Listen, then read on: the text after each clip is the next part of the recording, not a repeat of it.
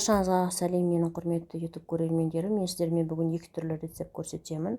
Всем здравствуйте, дорогие мои YouTube зрители. Я буду делиться с вами двумя разными рецептами.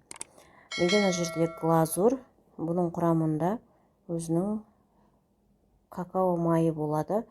Сондықтан да бұл таза шоколад емес, глазур деп аталынады. У меня здесь глазур. В составе этого глазура есть много какао-масла, поэтому оно не настоящий шоколад. Мынау енді таза шоколад. Бұл бельгийский шоколад деп аталынады. У меня здесь натуральный шоколад. Оно бельгийское. Бұны тек қана біз темперирование жасап қана қолдана аламыз. Себебі өте ерекше келеді, өте жұмсақ болып келеді. Вот у меня здесь натуральный шоколад. Они бельгийские. Они очень мягкие бывают. Поэтому надо их только темперировать. Қараңыздар, жұмсақтығы соншалықты, тіпті жай ғана қолдың өзінде ериді. Сол себептен де бұны міндетті түрде темперирование жасауымыз керек біз. Вот глазурь, оно не тает так, как шоколад натуральный.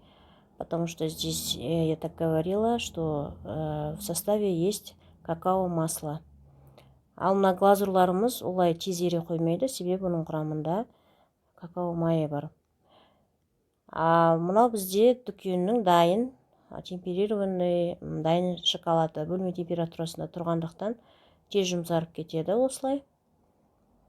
Это у меня готовый шоколад.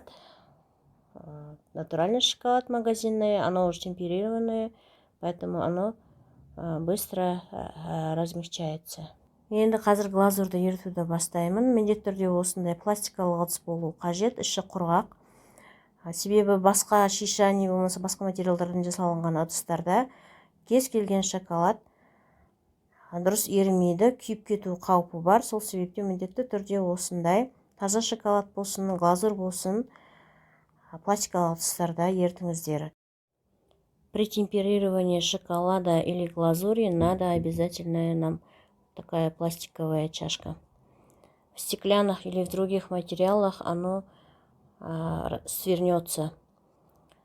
Мына осылай микроволновкаға қою арқылы әрбір 2 секунд сайын шығарып алып тұрып осылай араластырамыз. Сонда бұл дұрыс еритін болады, күйіп кетпейді. Мы будем импульсами поставить наш шоколад, потому что если надолго оставим, оно сгорит. Осындай қоймалжың масса болып шықты. Вот у нас такая густая масса получилась. Менде әртүрлі кішкентай, үлкен осындай силиконовый формалар бар. Бұған біз қазір клубника жасаймыз. У меня такие разные формочки, есть маленькие, есть большие, какую хотите. Тут я сейчас буду делать клубнику. Гүлді алдын ала құйып дайындап қоямыз. Кішкене ғана қатты қатырып тастамау керек. Я подготовлю цветочки предварительно, вылив его в форму. Енді қазір мен темперирование процессын көрсетемін. Вот я сейчас показываю вам процесс темперирования. Кішкене 35 градустай болған шоколадқа осындай қалған ерітілмеген глазурларды қосып араластыратын боламыз. Когда температура глазури достигнет 35 градусов, кладем оставшиеся не растворившиеся глазури и плавим в этом тепле. Мына осындай процесс бұл темперирование деп аталынады. Вот этот процесс называется темперирование.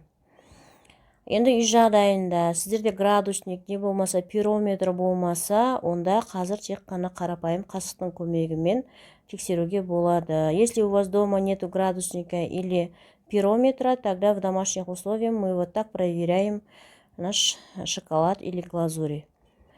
Егер де қазір біздің шоколадымыз бірден қатып қалатын болса, онда ол дұрыс темперирование жасалынды деген сөз. Егер осындай жылтыр күйінде қалатын болса, онда ол дұрыс болмады деген сөз. Если у нас сейчас шоколад или глазурь быстро остынет и становится матовым, значит у нас правильное темперирование. Процесс пошел. А если светит, то это неправильно. Құлпынайларын да алдын ала жуып, құрғатып, сүртіп алып, кішкене 5 минутқа тоңазытқышқа қойып қойған едім. Бұл қазір менде қатып тұр. Я предварительно высушила и протерла клубнику салфеткой. Потом ставила в морозильник на 5 минут. Оно у меня сейчас замороженное. Міне осылай құлпынайларды әдемілеп бағанағы құйған гүлге отырғызып шығамыз. И вот таким образом я декорирую клубники. Міне осындай әдемі болып шығады қазір. Қазір алып жатырмын силиконовый формадан. Ақырын ғана асықпай бірден жұлып алмаңыздар. Артық жерлерін осылай кесіп алып тастай саласыздар, артық болса. Обрезаем лишние глазури по краю. Вот такая красота получается. Осындай керемет болып шығады. Егер де сіз сатылымға жасайтын болсаңыздар, онда құлпынайдың үлкен әрі қаттылау сортын таңдау керек. Если вы делаете на заказ, тогда выбирайте клубнику из твердых сортов хорошего качества. Айтпақшы, каналыма міндетті түрде тіркеле кетуді ұмытпаңыз. Кстати, не забудьте обязательно подписаться на мой канал. Менде осындай сәндеу үшін жылтырлақ, моншақтар деген сияқты, воздушный шарики, рисовые шарики деген сияқты заттар бар. Вот у меня такие для декорирования есть конфетки, блески. Это все пищевые. Есть воздушные шарики, рисовые шарики. Осылай әдемілеп тұрып сәндей береміз. Өз қалауларыңызша жасай бересіз. Вот как хотите, так декорируйте. Енді мынау таза шоколадымызды қазір бетіне кішкене сәндік үшін мен ертіп жатырмын. Екінші тәсіл осылай арнайы кондитер қапшыққа салып, кішкене жылы сумен шоколадты ертіп алуға болады. Вот второй способ, как можно растопить шоколад на теплой воде. Или можно на водяной бане. Шоколадты су моншасында ерту үшін ыдысқа салып, оның астына ыстық суды қайнатып отырып ертеміз жаймен.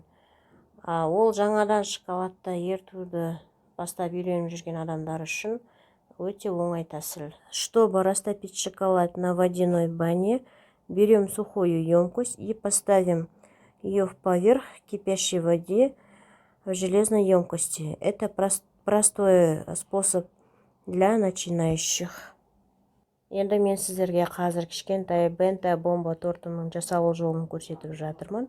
Я сейчас вам показываю маленький бента бомба торт. Бірінші осындай домалағын дайындап аламыз. Сперва приготовим сферу, шарик, полушарики. Глазурды ертіп алған соң, оны 35 градус болған кезде, мына осындай сұйықтықта болған кезде, бірден шариктерімізге салып құя береміз. Когда температура глазури достигает 35 градусов, сразу заливаем ее в наши шарики. Глазурдың бір жақсысы оны темперировать етпесе де болады, себебі ол өзінің формасын жақсы ұстайды, әрі тез қатады.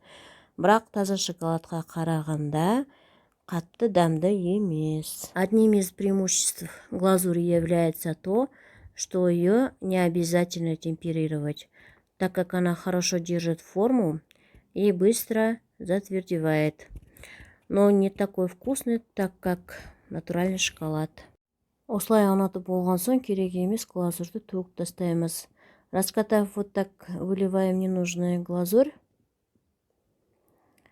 Енді осыны бөлме температурасына 5-10 минут қойсақ та болады. Болмаса тоңазытқышқа сәл 3-4 минут қойсаңыздар да жетеді.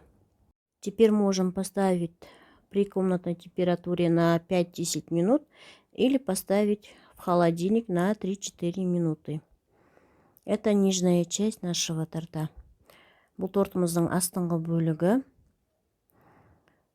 Осындай темір домалаққа не болмаса фольгадан жасасаңыздар да болады.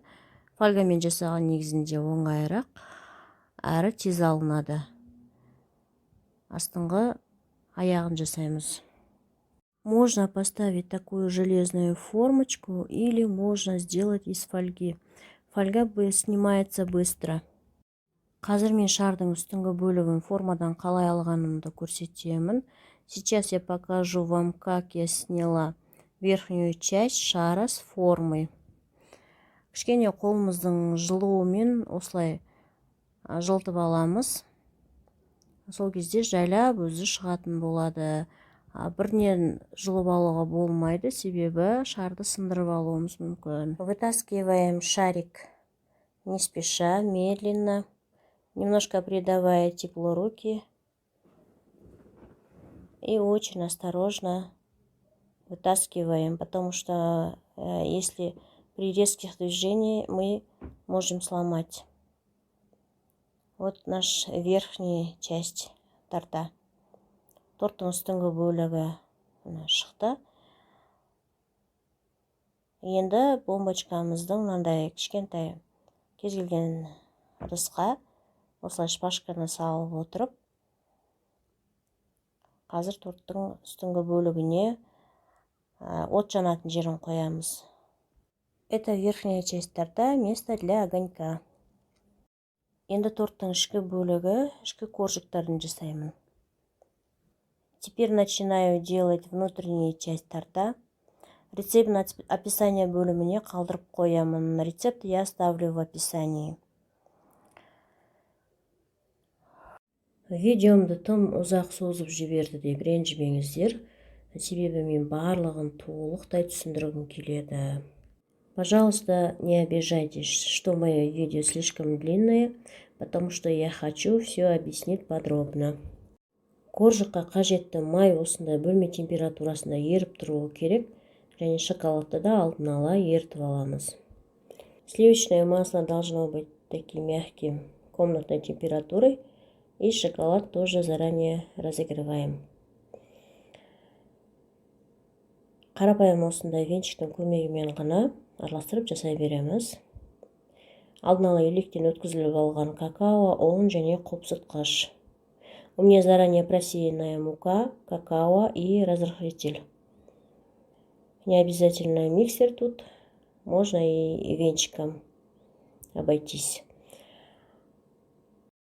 Домалақтарды әртүрлі көлемде етіп пісіреміз.